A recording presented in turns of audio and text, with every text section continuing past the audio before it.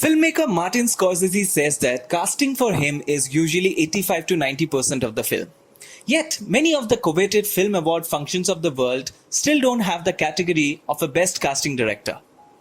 Today we are talking to casting director Tess Joseph, who has lent her casting eye to many international projects like The Namesake, The Darjeeling Limited, Life of Pi, Sold, Lion, and the very recent Netflix film Extraction. She is also the casting director of Ye Ballet and Selection Day on Netflix. In 2017, Tess became the first Indian casting director nominated for Casting Society of America's Artios Awards for Best Casting, and also one of the first Indian casting directors to be invited to the Academy Awards nominees dinner for extraordinary contribution to a Best Picture nominee. So hi Tess, welcome to the Hello. Red Sparrow, welcome to Untangled. Wonderful to be here. And in the middle of the afternoon on a Friday, which has turned out to be really hot in Bombay. I don't know where you are, but it is a very hot. Even I'm in Bombay. Yeah, Yeah, so I it's can a feel the hot heat. day today. True, It is, true, yeah. true. It's a sunny day today for a change. I'm not going to complain.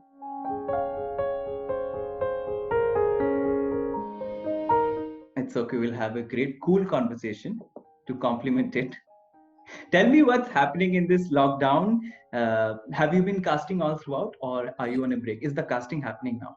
Casting is happening. We kind of shift. We were very preemptive.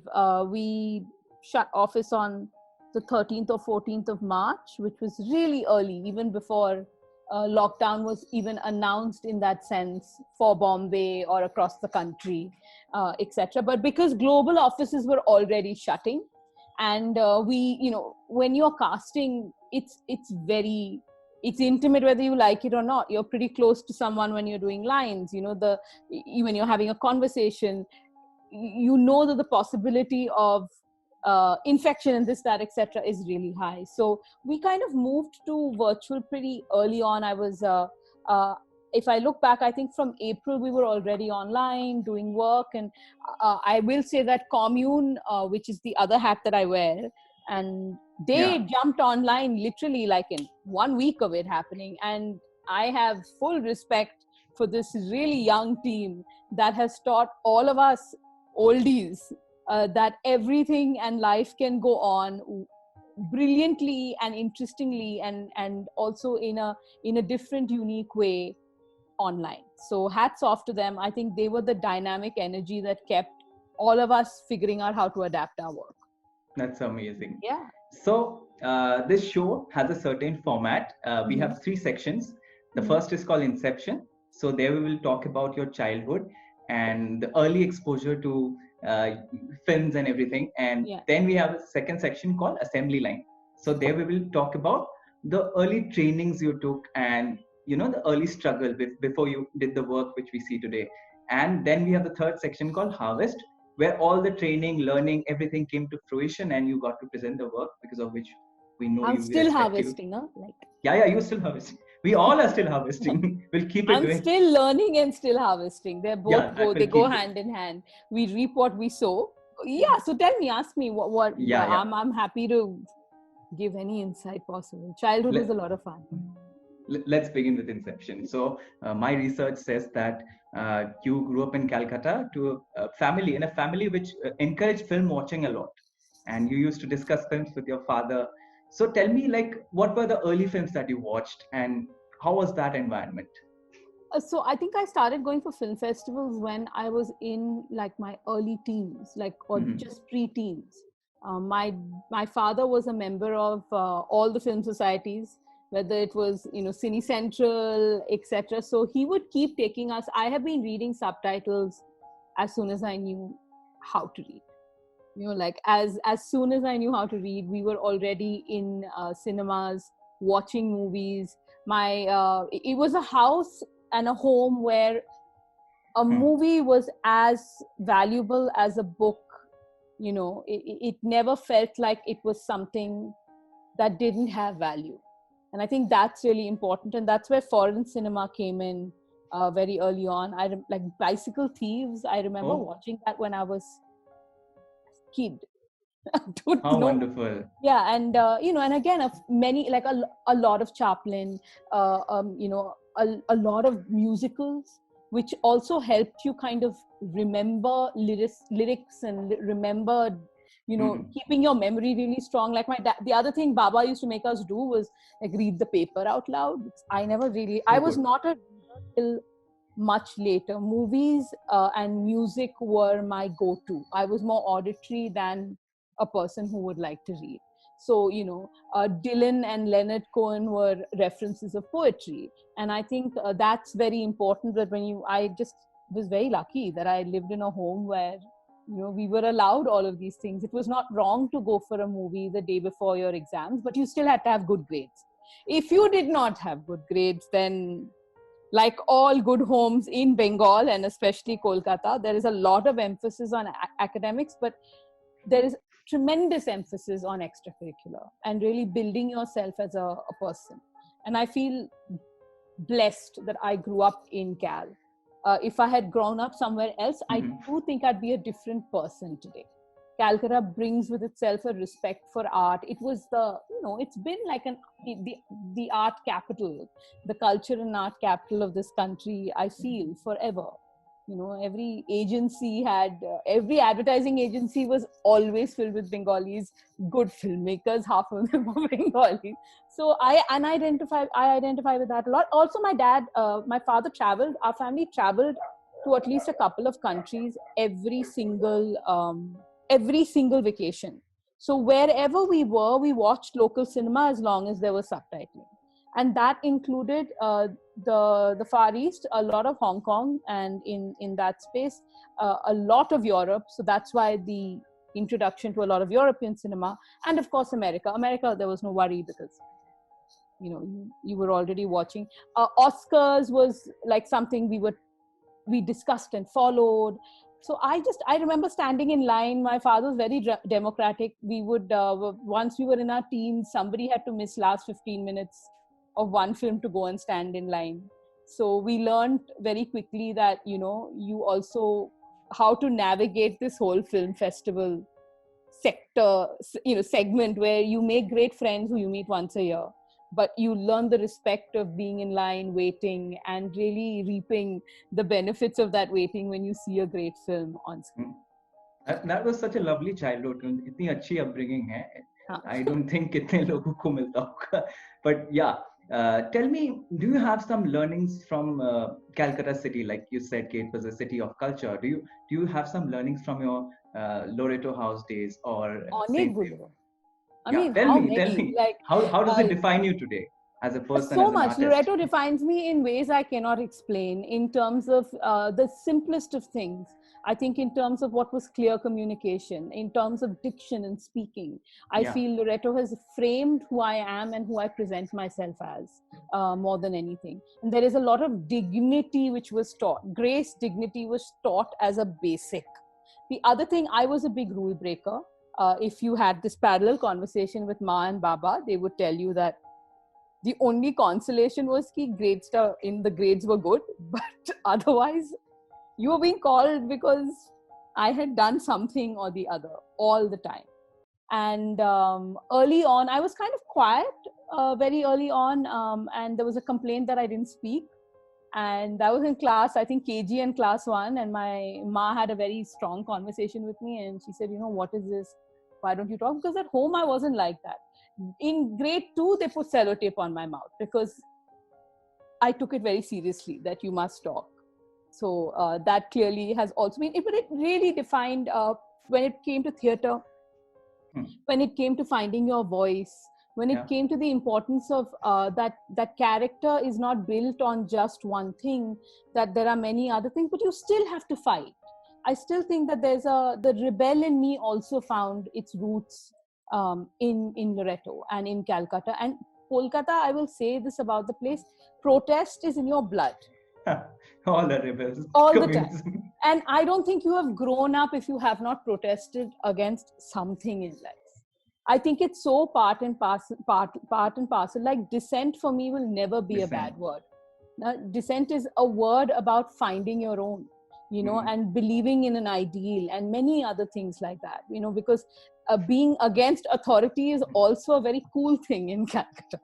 Like you grow up going to school where you're going to wear a black band because you're protesting something some teacher said about someone, or in college you've decided everyone is not going to class because sir was not nice to someone. So but these are great things, and I feel like you've got to have them, and Calcutta allowed that. Calcutta always allowed art to get the respect that it deserved. So it never Very true. looked at arts as, oh my god, you couldn't do anything else, so do arts. When did you decide that you want to be in cinema? Was it a childhood goal because you used to watch films? It happened Now by to be a doctor. Oh, I wanted to be only a doctor. you did study psychology, did you? No, I didn't study psychology. I think that this is like come from somewhere, but I've like done a lot of process-based psychology Okay. sessions and courses, because Theatre of the Oppressed is one thing I'm very interested in, and that was like one of the things that we learned from when we were young. So I have again studied and learned that process-based psychology is when you use different processes to understand yourself, working with other people. So through Sumedas, I have done a bunch of courses with them, and they eventually you can end up doing like the equivalent of a master's. So it's an ongoing learning. I never studied psychology. I'm a mass comm student. That's my major, with English and eco. With that, we have ended our first section. We can move on to the second, called assembly line. So we have three subsections in this one. First is called consumption. So we have already talked about what you have consumed, books, movies. Do you want to add something more? Like, I hope people are reading right now. I think the one thing the lockdown has gifted us is time to learn. And I'm not putting any pressure. You must learn a new skill. You must, even if you read one book, but you read it start to finish, where you really absorbed it, do it. Also try and figure what kind of a person you are. Like I've realized that in all the glory of multitasking, I am a monoist. I like doing one thing at a time. I'm reading a book, I finish it, and then I can read two books which are completely opposite at the same time. But I can never read like two novels at the same time. So it's also, I've been reading a lot. I keep asking actors also, and anyone who wants to, especially because it's involved with what I do, please read. It's not hard. Everything is on Kindle, or download and share, share usernames, share passwords. There has to be a collective learning sense, which we've been gifted right now. I'm a musician, so I play the piano, back there. Practice things that you let go of, bring them back into kind of your, your nervous system. So it becomes second nature. So yeah, I've been reading a lot. This has been my favorite book of the whole lockdown. It's a book called Figuring, and it's by Maria Popova, and she does brain pickings. If you haven't followed brain pickings, it's just worth following because it makes your day better. And they summarize the best of literature. What this is literally is, I find it almost the story of the history of the world, but said through art and literature.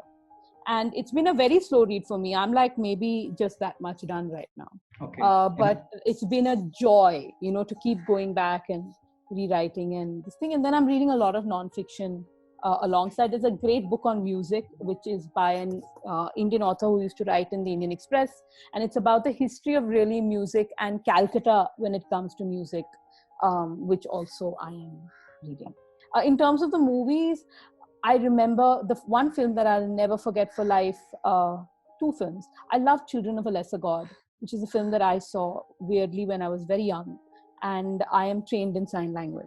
And language to me is one of the biggest gifts that you can give yourself and the work that you do. I speak about 5, and I feel very proud of the fact. I hope I can add more to it. Being able to gauge and kind of absorb language is a gift. It makes you just easier to connect with to many, many more people. And the other one would be Dead Poets Society. I think that defines a lot of what breaking the law, or what I would call what dissent means. What is your love for art and poetry and your being? What is the legacy you want to leave behind? And the kind of cinema that I would like to be involved in. And I think Dead Poets was all of those things. Let's move on to the second subsection. It's called application. So here we will talk about your early trial and errors with the craft and the things you are doing today, the early failures, early successes. So tell me about your television days. I So I joined Bonvita Quiz Contest, which was after college, and it was like a dream because it was a show that I had seen growing up. I joined as an intern. I would do everything from writing letter to putting in envelope, sending courier, ordering khana, getting chai, making sure ki, all the things on a checklist were done, and looking at, like, checking the edit, sitting at the editing. So I've done, and I think that was great about DOBNA is that you did every job. And there was no, because Derek at that time, he was married to Reela. Reela was this super strong, like absolute inspiration of a woman. And so there was never a differentiation between men and women in that organization. So you were treated the same, you were given the same opportunities, and that's like, I think it's great when your first job does that, values you for who you are and what you're good at. So in that, I think I progressed very naturally to the creative side, but learning the business side was the first thing you did. You learned how to produce before you could direct. And while I was directing, my art director was Meera's art director on Namesake, and he was looking for a really old house. And my ma baba live in an old body. So the whole logic behind even meeting the team was that my art director Taposhda and Tanmeda went to my ma and said, "Ki Meera Nair chobi," and that means Meera Nair's film and all of that. Yeah, So I my mom understand. was like, "Oh, great!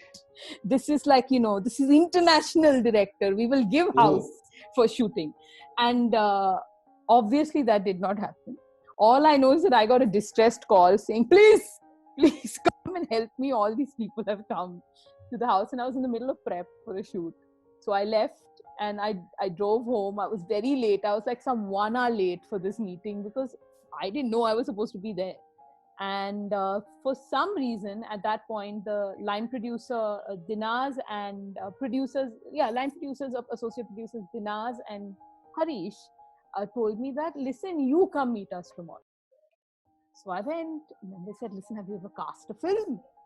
Like, I have no idea what you're talking about. And they made me speak to Meera, and we had a call. So spoke to Meera. I had no idea about the industry, and I can't tell you, Shashi, I used to sit with a VHS player, yeah. record all the Bengali actors, because I knew all the old actors. I knew all Ray's actors and Oh, things like that. I knew Aparna Sen. I love 36 Chaurangi Lane. Like, again, all these are films that I grew up. All of Ray's movies I have seen, because again, Baba would make us go for retrospectives and watch that. But I knew all of them. So when Meera asked me who would you cast, I gave her references of actors who could not be cast in any of these roles anymore. But I said, in this movie, her, in that movie, him. And I would sit with a VHS player, record stuff off the TV, go to office and say, who is this person? And okay. yeah, and then go back to my studio. My editing studio was also a film editing studio. Get numbers, call them, reach out to them and say, I'm doing this, can I meet you? Learned how to read scenes, learned how to do auditions. Luckily, had to do auditions for the first time with Meera.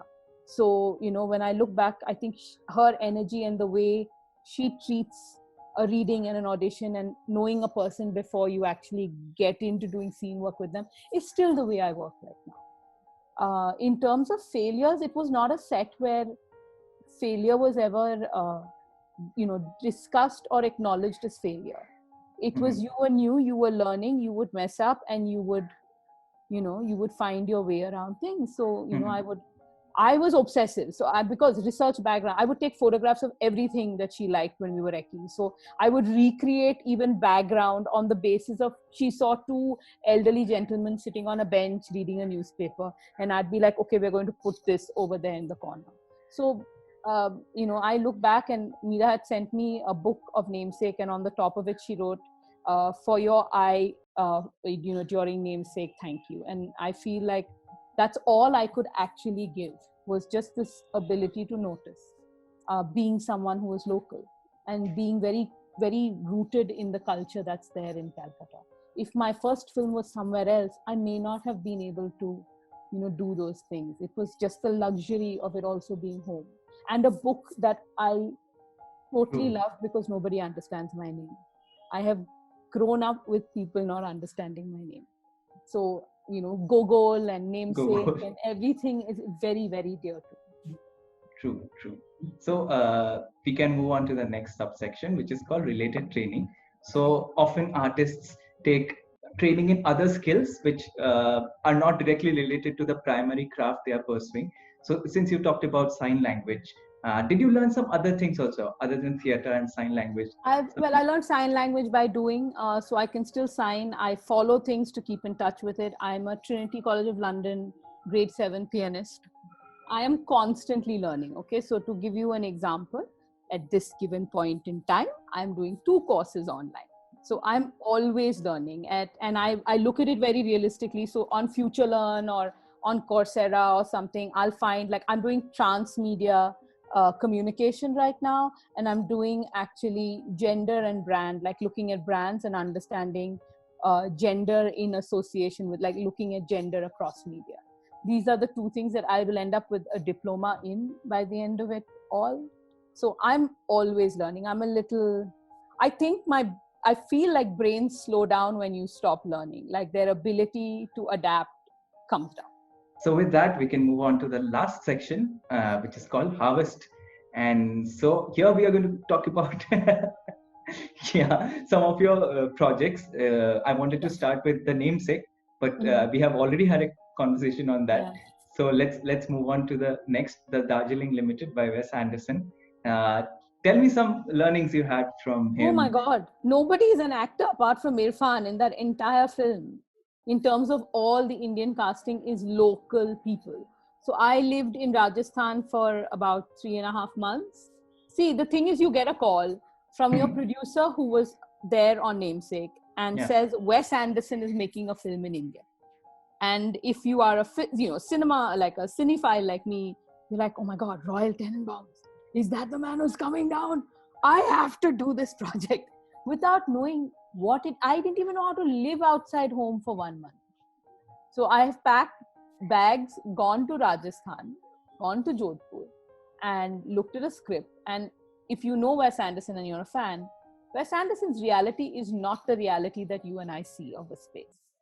It is something else that he sees, and that was just the most brilliant thing to kind of be in the company of and learn from. But Wes Anderson used to drive us mad. He used to go somewhere for a recce, he'd take a photograph and he would give me the photograph and he'd say, I would like this guy. So I have called his driver, said, I need to know what route you took and where you went. And I have gone with printouts of photographs going, where is this person? Have you my seen? God. And found them. And I used to walk around with this, those accounting huge files. I used to walk around with a jhola with this file because I had a picture reference of every single, and I'm saying every single junior artist person in Darjeeling Limited has been cast.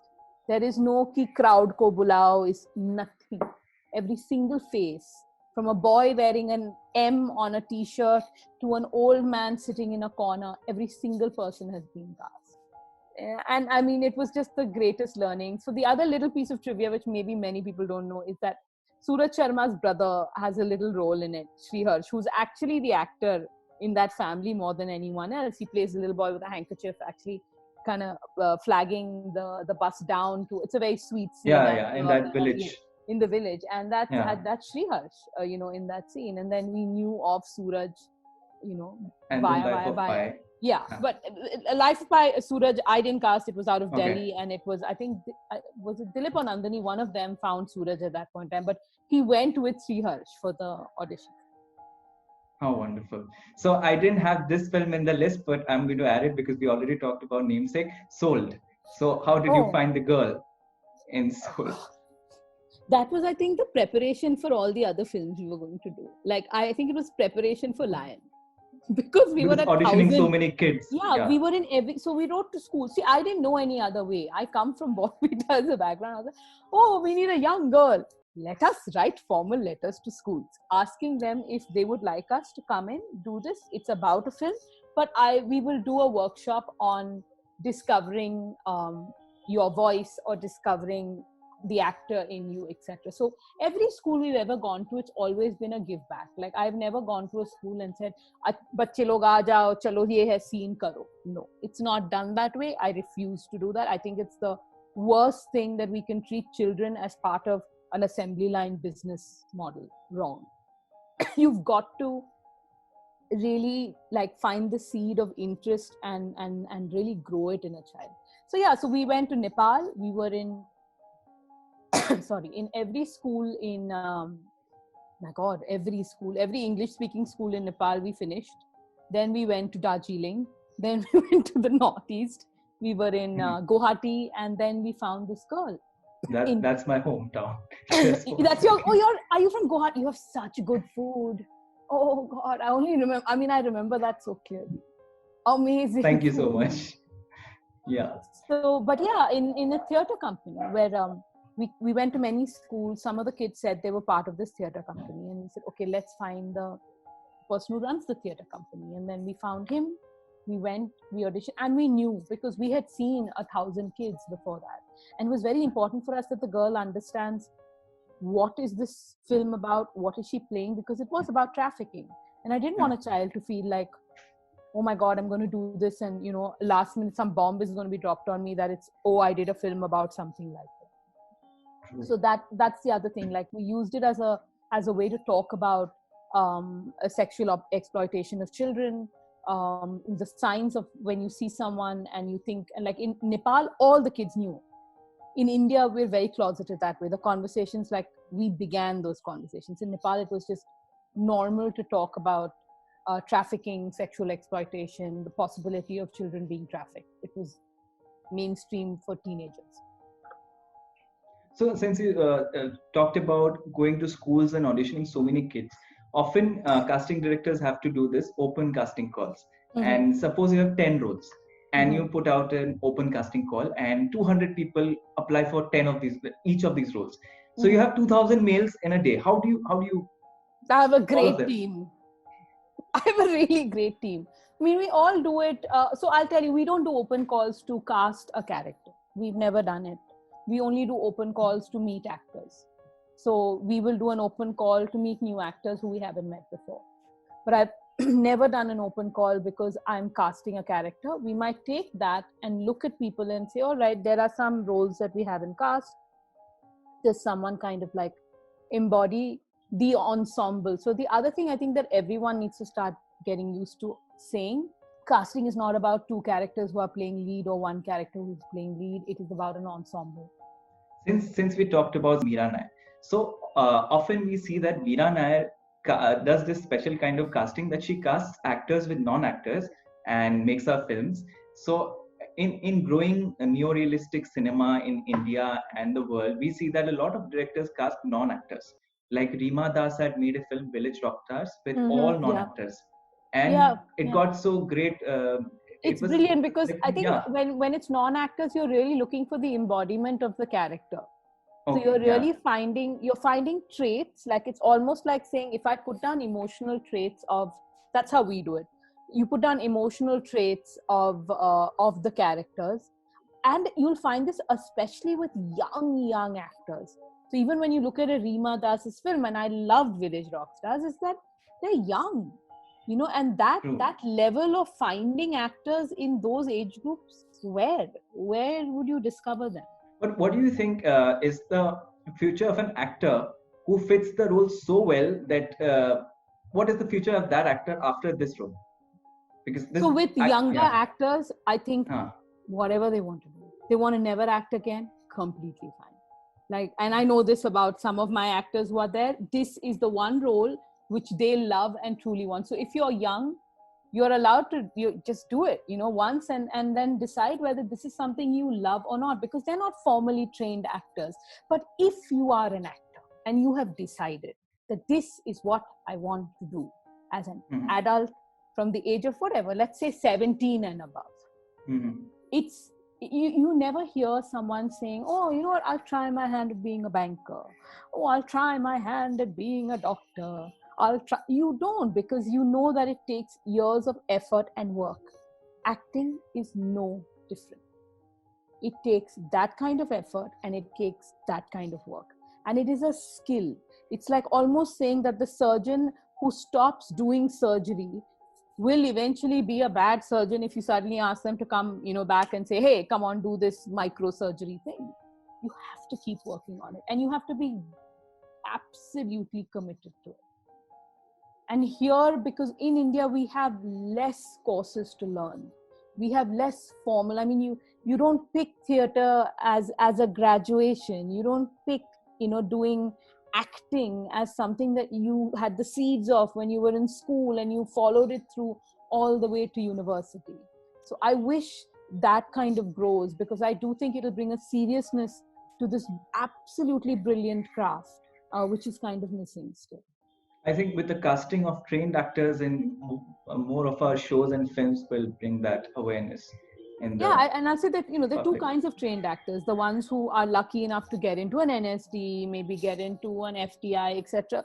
Great, but there's also the other actor who is so hungry that they will train.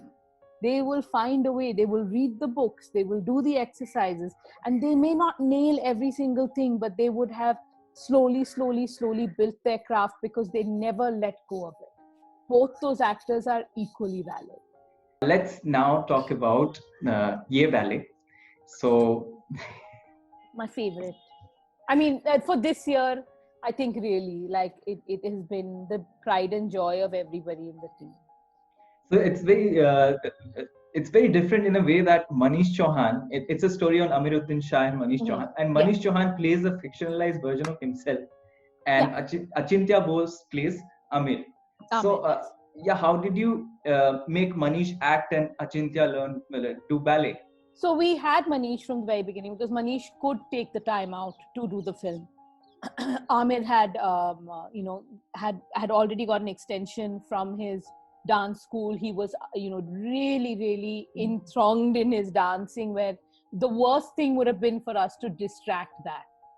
So but Manish, we knew that what he had to work on was really just the craft of acting. He had the dancing on pat, and then one of the pretty early on, we met Achintya. Achintya had all the brattiness and the empathy that this character Asif needed, and he just needed to get his dancing to a point. And he's an obsessive dancer. He's a dancer first, actor second. And I think with both of them, that was a big criteria for us, because we were in every dance school that taught ballet.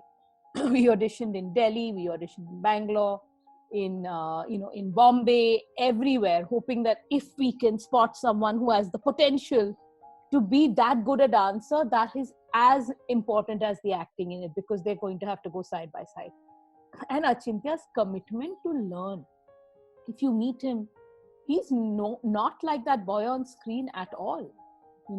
He really, again, embodies that. You think he's this kid from like a slum, who's not really grown up with it. He's like quite a proper, like that kind of a guy in real life. He's wonderful, and I think that nobody can imagine that that's how he is, and that's kudos to him. And the amount of effort he put into both, because he had to learn hip hop and ballet. He was training, I think, 5 hours a day or 6 Amazing hours commitment. a day, and for months.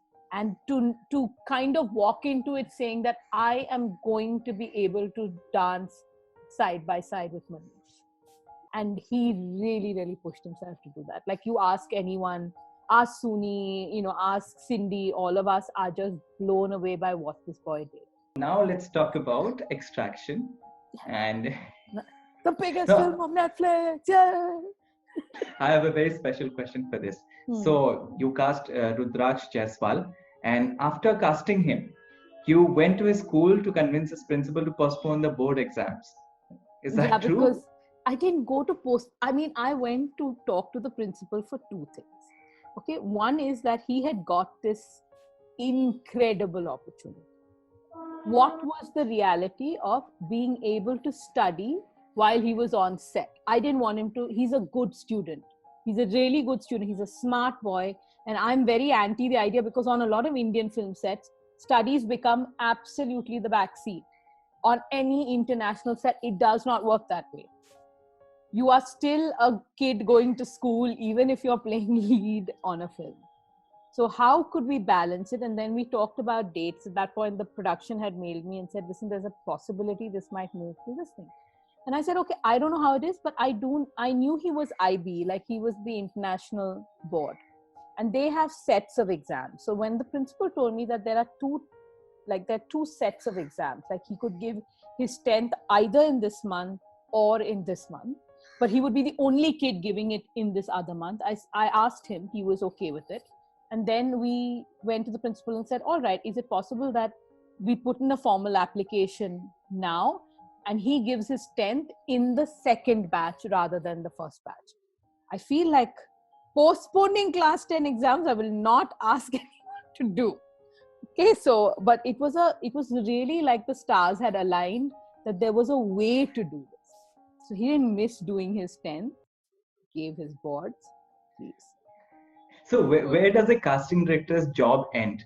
Like, is it necessary to transcend beyond the profession and do such things, human kind of things? I think that's a very personal question. For me, anyone I have cast, yeah, and especially the younger actors, I won't say this that much about the adults, their well-being and their safety is very important to me. And it's very important to everybody on our team, because we do not do 20 projects at the same time. We are doing maybe 2 or 3. And so everything has been one-to-one in that sense. And especially for young actors, they are navigating this business for the first time. And to handhold them is super important. Because sometimes with every film, films work like they're like corporates at the end of the day. They have to get a job done. And it might not always be possible to look at every individual and take care of them. But this younger person who's stepping into our world for the first time should not want to run away from it. Should have come in and said, oh my God, I thoroughly enjoyed this. But maybe it's not my scene. That's completely okay. But they should have enjoyed the process. And they should have felt like someone had their back. And I think that's where our job, if it had to end, it is once it's done and dusted and on screen. Like Rudraksh, I speak to once in a while, like he'll message me and say hi. Even when the promotions were happening, like little questions might need answering. We are there to help in case somebody is not there. You have cast for a play called Aladdin by Disney. And yes. Musical theater. Yes. So why is casting for the theater not that popular in India as opposed to Broadway or the West? Because we don't have it as, when you look at Broadway, right?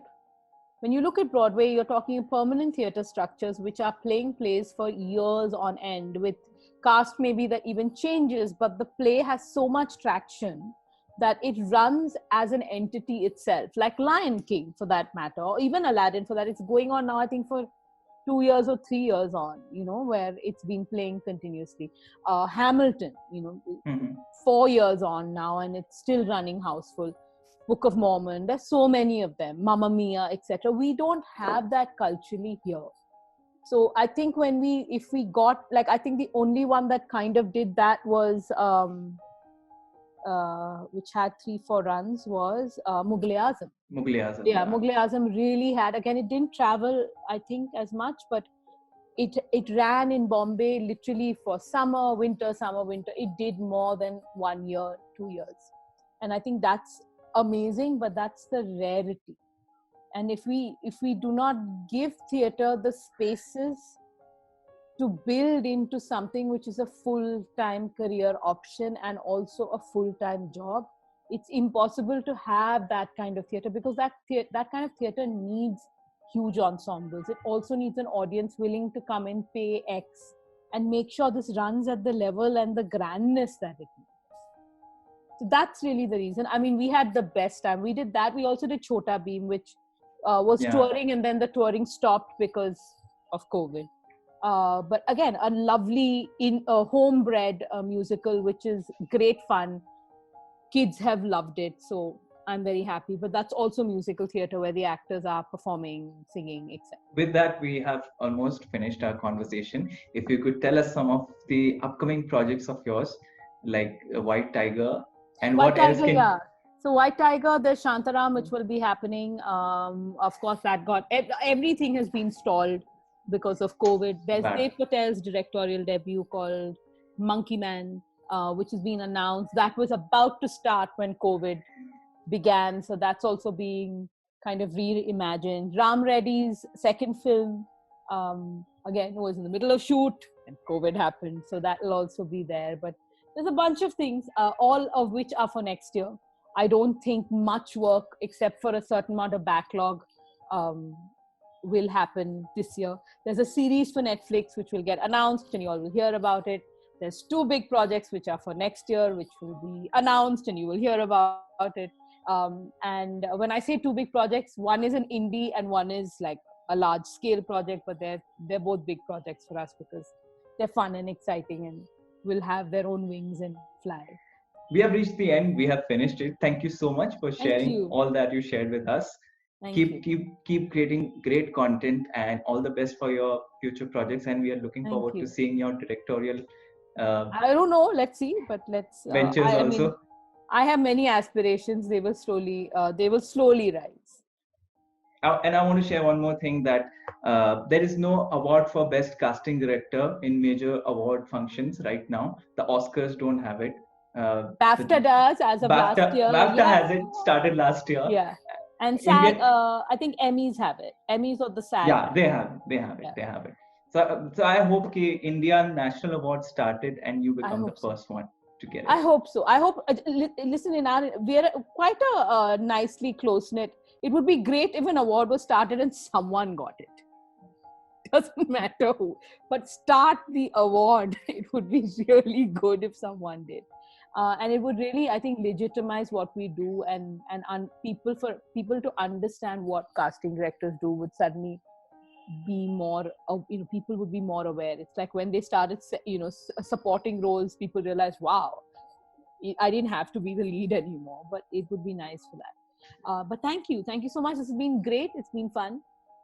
Hey guys, if you like that video, do share it with your friends and family. Do not forget to subscribe to the Red Sparrow for educative and entertaining content, and make sure you press the bell icon.